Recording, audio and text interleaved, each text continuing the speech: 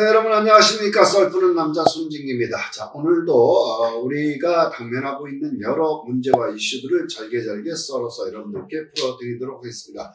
오늘도 도움 말씀에 우리 최대일 원장님 함께 하셨습니다. 안녕하셨습니까? 네, 반갑습니다. 지금 정말 실례의 말씀입니다만 우리 원장님 연세가 어떻게 되세요?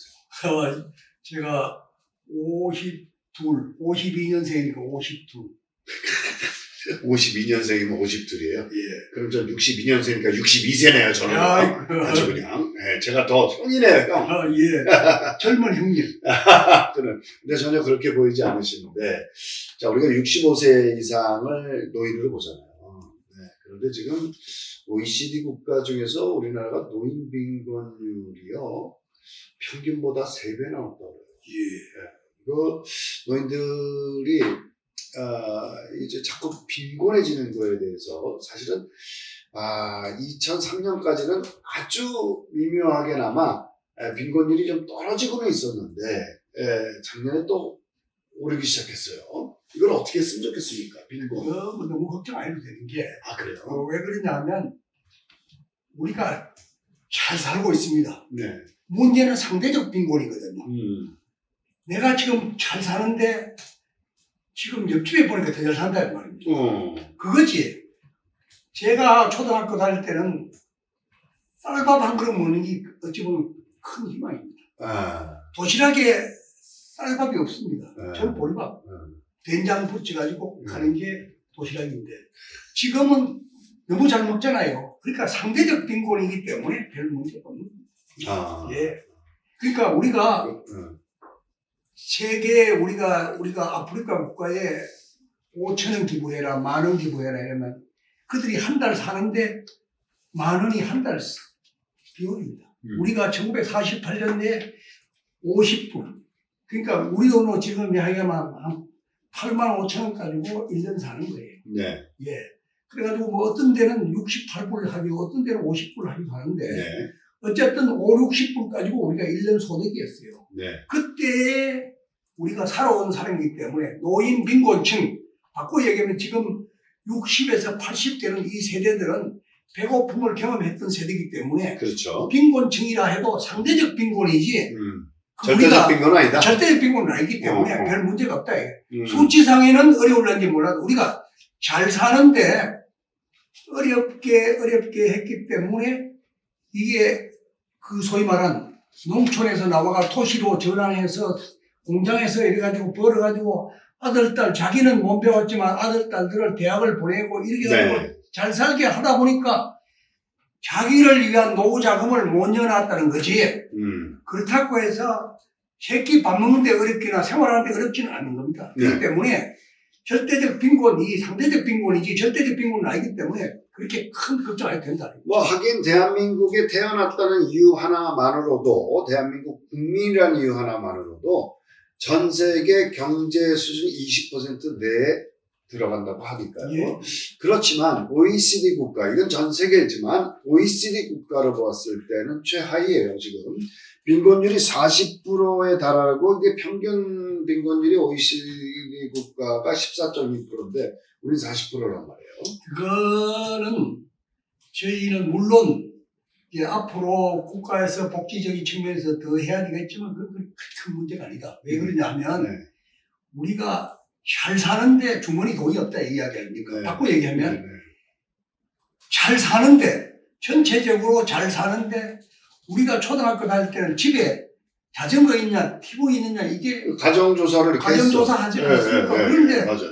지금은 마치 자전거 같은 거는 자동차 같은 거는 그냥 그러니까 보유하냐 안 하냐 아무 의미가 없죠. 없기 때문에 우리가 물론 OECD 그 세계에서 그래도 영향력 있는 나라들끼리의 조사에서 우리가 절대 빈곤이라 하지만 큰 문제 없으니까 그래도 이제 노인 인구는 계속 들어갈 텐데 노인에 대한 그 여러 가지 복지나 혜택이나 사실 노인들이 그 65세 이상을 노인으로 보는데 이제 65세, 70대까지 다 일을 하지만은 그러나 절대적으로 노인들은 무노동의 인구를 보잖아요. 그러면 그들이 노동하지 않고도 여생을 좀 빈곤하지 않게 살아가기 위한 정책은 필요하지 않겠습니까? 그건 이제 왜냐하면 앞으로 지금까지는 우리가 그렇게 할 여력이 없었습니다. 네. 우리가 그래서 월남 파병해가 돈 생긴 돈 가지고 투자하고, 네. 우리가 일본하고 관계 정리하면서 받은 돈 가지고 네. 우리가 경제 포항제철 만들고 네. 이런 것처럼 네. 그렇지만 지금부터는 우리가 이제 이렇게 생기는 돈 가지고 그 소위 말하는 노인복지에 좀 써야죠. 네.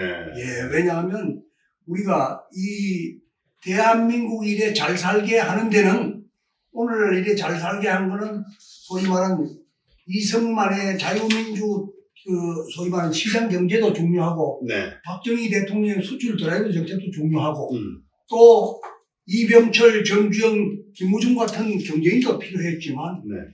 거기와 함께하는 소위 말하는 60에서 80 이들이 국가의 소위 말하는 노동을 엄청 많이 했잖아요. 그래서 그렇죠. 우리가 먹고 살게 해놨는 거예요. 네. 그렇기 때문에 우리 기성세대 여기에 소위 상당한 그 이제 앞으로 국가가 그 벌어들인 돈 중에서 노인복지에 좀 쓰면 네. 별 문제 없다. 그리고 노인이 제가 보니까, 제가 사실 경조사비가 굉장히 많이 나가는 사람 중에 하나거든요. 네. 그런데 70세가 넘어서니까 경조사 비용이 확 떨어져요. 아, 그래요? 그래서 오히려 별 문제가 없구나 이렇게 생각합니다. 오히려 상가집에 가는 이제 상가집은 저보다도 자녀들이 다니죠. 그렇군요. 제가 이제 가까운 친구들 말고는 상가집에 갈 일이 좀 적어요. 그렇군요.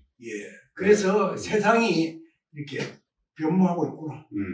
우리가 그래서 나는 우리 대한민국의 지금 소위 말한 노인층이라는 65세에서 80세 이런 세대들은 배고픔을 경험한 세대이기 때문에, 그때 당시의 배고픔에 비하면 지금은 굉장히 부유하기 때문에 별 문제 없다. 지금 밥 굶는 사람 없죠?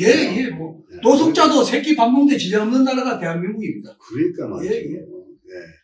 그래요. 그런데 한 가지 재미있는 통계가 있어요.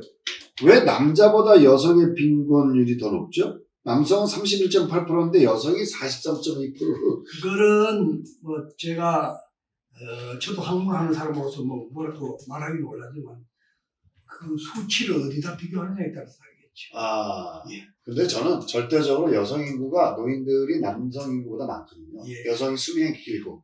그러니까 빈곤율도 더 높아지지 않느냐. 모수가 많기 때문에.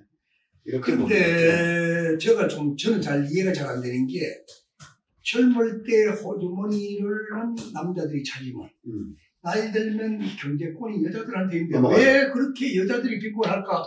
잘 이해가 잘 안 돼. 그러니까요. 그걸 어디 딴 데 썼나. 그래요.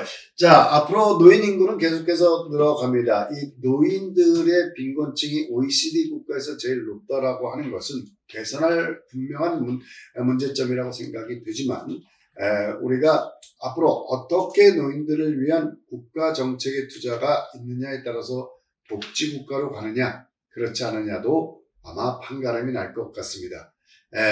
인구의 비율이 역삼각형으로 변하고 있습니다. 여러분의 대책은 어떻게 생각하십니까? 썰프랑 오늘도 좋은 말씀에 또 한마디 또 하실 거잖아요. 네, 그래요. 우리가 1948년 건국하고 나서 소풍발전소가 우리나라가 그렇게 함으로 해서 매일 전기 걱정을 했던 나라가 우리입니다. 그렇죠. 그리고 세계에서 제일 빈곤 국가였는데 그때 1인당 우리가 소득이 50불밖에 안 돼요. 뭐 60불이 그러면서 60년의 전쟁의 피해를, 그 소위 말하는 폐허를 60년, 점점 50년 우리가 6.25 사변을 겪고 전쟁 피해를 겪고 나서 다시 G20 국가에 올라설 때까지 우리는 배고픔을 스스로 헤쳐나가는 민족이기 때문에 다가올 소위 말하는 경제적 빈곤에 대한 그 절대적 빈곤은 해결했으니까 상대적 빈곤은 마음의 자세만 바꾸면 별 문제가 없기 때문에 큰 문제 안 해도 된다. 그렇기 때문에 이제 좀 당당하게 노인들이 어깨를 펴고 젊은이들에게 부담 주지 않게 우리가 자세만 바꾸면 대한민국은 앞으로 무한히 발전할 수 있다. 바꾸고 얘기하면 지금 국가의 여러 가지 위기가 오지만 네. 잘 헤쳐나갑니다. 왜? 농업사회에서 산업사회로 그리고 민주화 사회로 정보화 사회로 인공지능 시대로 가면서 대한민국이 엊그제같이 12월 3일 날 비상계엄을 하니까 아프리카 수준이었구나 했다가 다시 대통령이 구속되니까 민주주의가 미국보다 더 낫네 했다가 이게 민주주의로 가는 하나의 과정이고 네. 노인들이 배고픔도 스스로 이길 수 있고 만큼 우리가 됐기 때문에 너무 걱정 안 해도 되고 네. 대한민국은 세계를 제패할 수 있는 충분한 능력을 갖췄기 때문에 그리고 젊은이들이 노인에 대한 공경심만 가지면 노인의 문제는 쉽게 해결된다. 네. 중요한 말씀 주셨습니다. 노인에 대한 공경심. 그러니까 복지는 정책이 아니라 마음인 것 같습니다.